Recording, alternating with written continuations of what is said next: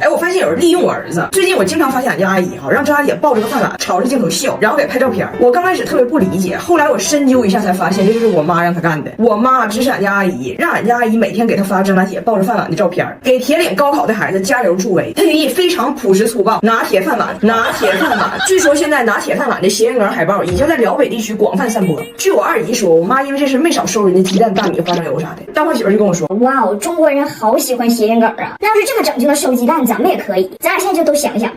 这是你的酒吧，拿铁，接受你的屁股，跳舞。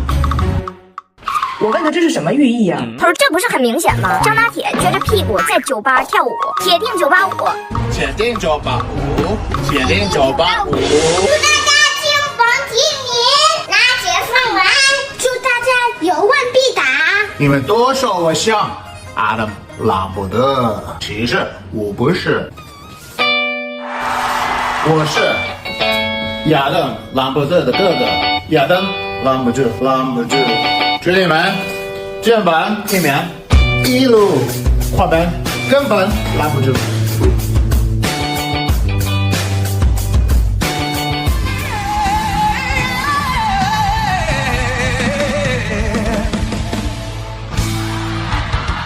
就大胖媳妇的汉语水平，这肯定不是他独立想出来的，必然有高人给他支招。其实他可以直接求助我的联想 Yoga Pro 16X AI 元起，搭载联想自研的个人智能体联想小天，能实时语音翻译。去年大胖媳妇穿旗袍的照片也能快速找到。早奥达和拿铁本来想给各位考生录一个一举高中的视频，但是粽子一上来，亚当又拦不住了。这是高铁，那你让你们猜。我问张大铁，我说为什么你的粽子没了呢？张大铁说，因为亚当没拦住。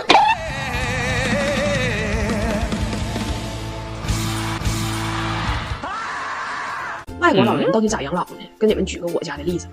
我的公公婆婆要卖房子了，买主是我的2个小姑子，我 HR 这个房子本来的法定继承人，所以我就有个疑问，我俩小姑子为啥要买呢？那将来正常不也得给你们吗？但其实不然，有很多外国老人是不留房产给儿女的。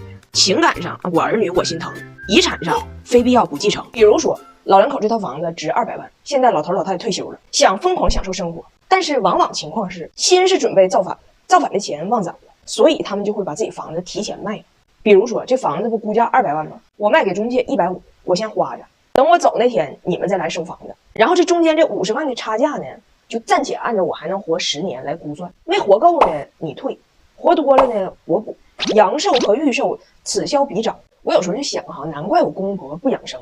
你说你如果按照能活到80折算的价都花了，万一天天泡脚，一出溜长寿了还得补钱，那真叫一个活不起呀。我奶奶说，你看你婆婆大冬天的穿个凉拖喝冰水，那到老了那都是作死。我说人家是在理财，在理财。当然了，可能有人会说，人家国外很多中产也会给孩子留什么什么什么，那你说就是你对。我公公婆婆不是中产，反正据我的了解，他们这个阶层会以各种成熟稳妥的方式，坚决的保证了自己走的是片甲不留，人亡之前先家破，人去之后必镂空，就是这么一个思路。我大胖媳妇也是受这个观点影响很深远，所以她就不会说想培养孩子咋地，然后牺牲自己太多，给孩子上兴趣班尽可便宜的报，比如蹦蹦床。孩子喜欢滑冰，他说滑冰还得买刀，孩子想学骑马，他说骑马还得租马。我说俗话说得好，招兵买马，招兵买马才能培养出将军，你这兵马都不要啊。他说有兵马的不是勇吗？那最终也一样是被马没，也不一定是将军。咋说呢，这玩意儿各有优缺点吧。像我婆婆我老公这种就可能太在乎自己开不开心，也有优点，就是孩子永远有个非常开心的爹，然后父母和孩子从小就不互相绑架，活得都很轻松。我呢不可能完全同意他爸妈的做法，但是我也不想像我爸妈这样这么累。反正我感觉就对孩子这玩意儿就尽量吧，你租马租不起可以租个驴，骑驴找马呗，人不都那么过吗？也不用因为要给孩子多少太为难自己。比如我每2周必须出去一次，给自己买好看的衣服，买贵的，但是给孩子买衣服我净买便宜的，谁让他比我好看，谁让他比我好看了。然后呢，每周必须出去喝顿酒，回家就逼加拿大技师给我做 SPA， 用这个法国让提斯面膜让他救救我的熬夜暗黄脸，这芋泥质地特别舒服，享受一下。但是啊，有个事儿，你看是不是我多心了？他总说他自己是不可能出去做 SPA 的，但是这个拿锣在耳边敲这个事儿是从哪学的呢？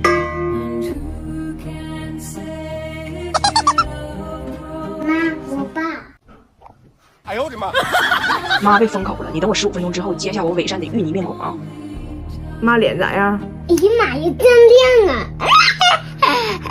你们可能有所耳闻啊，我大胖媳妇这次感染的是屁猪，然后我爸呢前2天就惦记孩子，就不放心，就非要过来照顾我们。老头就正好赶上了他姑爷一天500响不敢见明火这2天，到俺家就晚上，我爸直接上床睡觉了，晚上12点咔给老头震醒了。我说咋的了爸？睡毛愣了。我爸说哎呀，妈，我听这声我以为接神了呢。我爸都不敢喘气儿啊。大胖媳妇还说爸爸，你的脸都紫了，why？我爸说那不因为你毒猪吗？还外？你是阿猪，我是阿紫；你是阿猪，我是阿紫。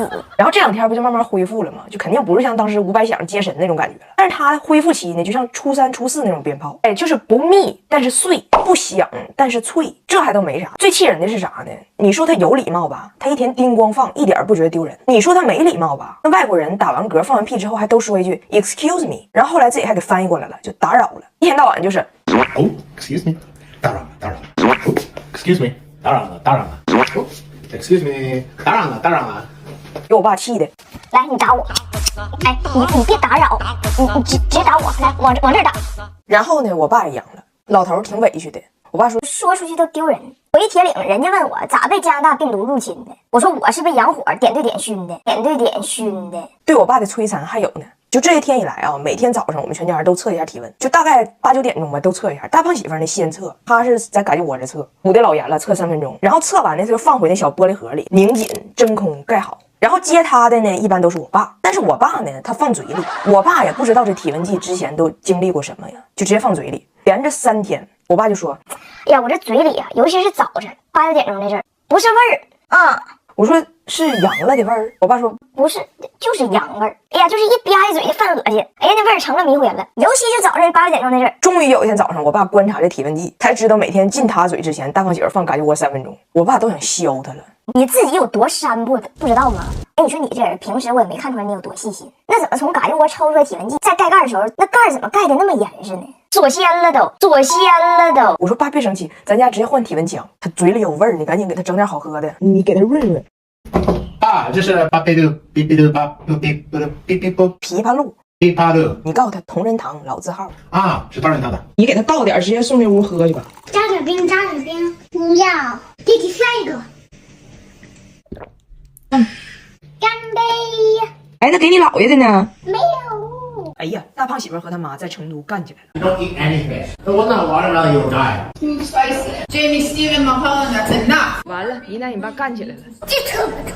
温蒂中国行第2站，我们来到了成都。温蒂他们仨吧，就非常非常挑食。我说你们这样来成都可有点遭罪。温蒂说我不挑食，我只是有些东西不喜欢吃。我说你不喜欢吃啥呀？他说我不喜欢吃动物的血、动物的内脏，除了土豆以外，所有的蔬菜、葱花、香菜等配料，以及所有辣的东西。结果到了成都，第一道菜毛血旺。怎么说呢？刚才温蒂说的今生所恨，尽收眼底了，不能说是阴差阳错吧，只能说是应有尽有。他问我张彩明，你说实话，这菜是不是临时发明出来针对我的？他说动物中他只爱吃鸡，我让厨师辣子鸡做个微辣，但上来还是这样的。温迪问为什么只有辣没有鸡，我说有鸡不太辣，他说太辣没有鸡。我跟外国人关于辣子鸡陷入了无稽之谈，这就导致来到成都之后，他们仨啥也吃不了。我们一起吃完饭，大胖媳妇老得领着他妈再去买鸡块、薯条、土豆泥。然后今天我们就来到了乐山大佛景区，去的时候吧还挺开心，背了一大包东西，怕孩子饿着晒着，想的可周全了。但是吃午饭的时候就爆发矛盾了，景区附近吧全都是川菜，大胖媳妇还特意给他们点了个西红柿炒鸡蛋和京酱肉丝，但是温迪他们依然觉得辣，吃不了。我还问我说你怎么定义辣呀？微辣、麻辣、变态辣哪个算辣？温迪说我觉得蒜末、葱花、黑胡椒都算辣。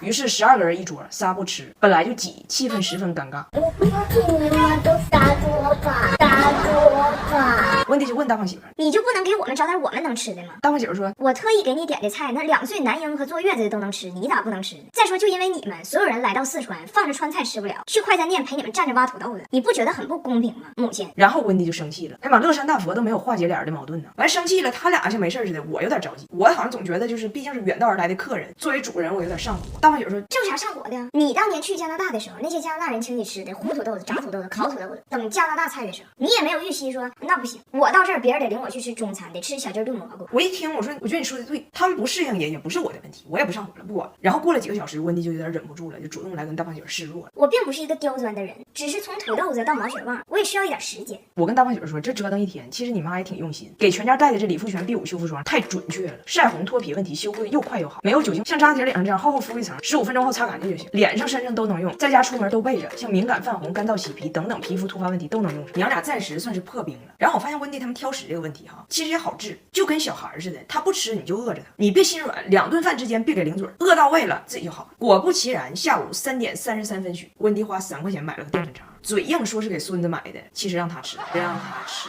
温蒂说：“你也得理解，我们是外国人，我们天生的味觉和中国人就不一样。”大黄嘴指了一下张大铁说：“也不一定吧。”